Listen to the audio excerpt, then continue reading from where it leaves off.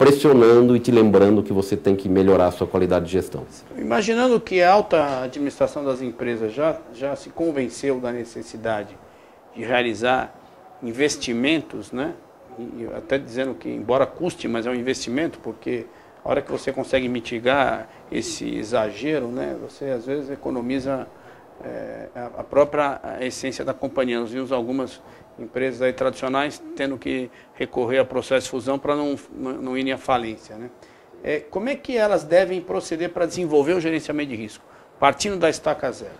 Bom, a estaca zero é interessante isso, né? A gestão de risco, mesmo numa empresa pouco sofisticada, numa empresa pequena, ela nunca está na estaca zero. As iniciativas de gestão de risco estão lá. É questão de você procurar e você encontra. Por quê? Porque alguns riscos, eles são tão evidentes que alguém já percebeu, né? Alguém já sofreu as consequências e já começou a fazer alguma coisa. O que acontece, o estaca zero é em termos de sistematização da gestão de risco. Isso que é o que acontece na maioria ainda das empresas, mesmo empresas grandes.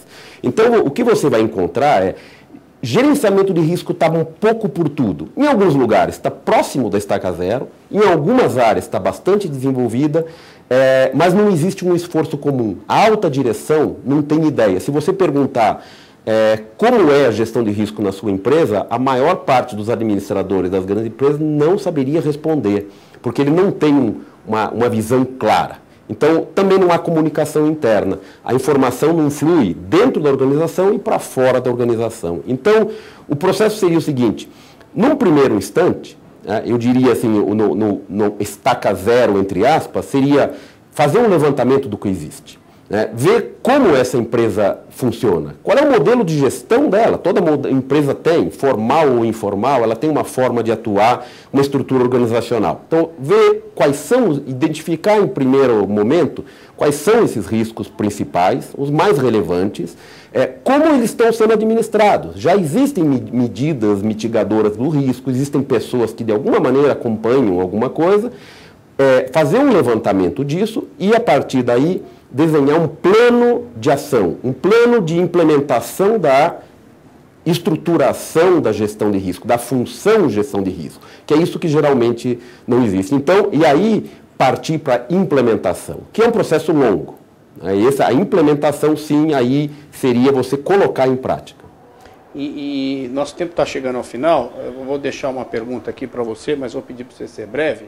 Essa implementação de forma estruturada, como é que a empresa deve proceder? Bom, primeiro de tudo, é fundamental o envolvimento da alta direção.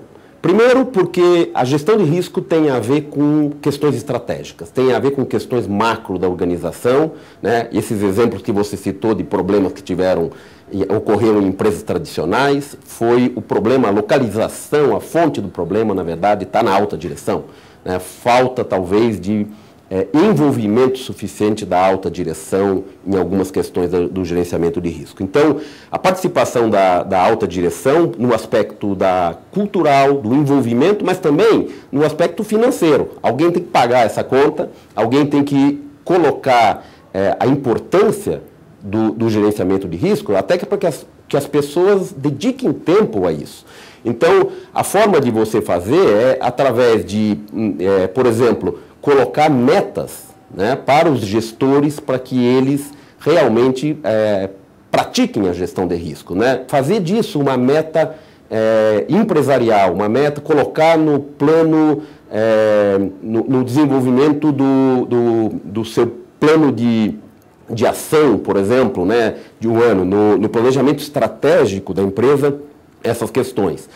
E monitorar para que essas coisas aconteçam, né? Então, a implementação, ela envolve aspectos culturais, envolve você alocar pessoas, né, recursos humanos, recursos tecnológicos, alterar a estrutura organizacional, criar comitês, etc., responsabilizar as pessoas, né, e assim por diante. Então, você precisa criar toda essa estrutura.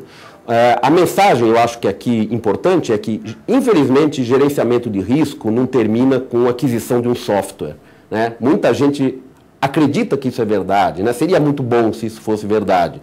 Ou então fazer um mapa de risco. Bom, você fazer um mapa de risco, o que demonstra é que você simplesmente tem uma ideia mais clara do seu risco. mas você não está fazendo gerenciamento de risco, né? Você só desenhou um mapa do quais são as principais fontes de problema, né? Mas o gerenciamento vem depois disso. Claudete, fica aqui o convite para você retornar em breve e a gente continuar a nossa conversa. Sem dúvida, eu agradeço. Para você, internauta que nos assiste, Investimento em Pauta vai ficando por aqui. Até uma próxima oportunidade.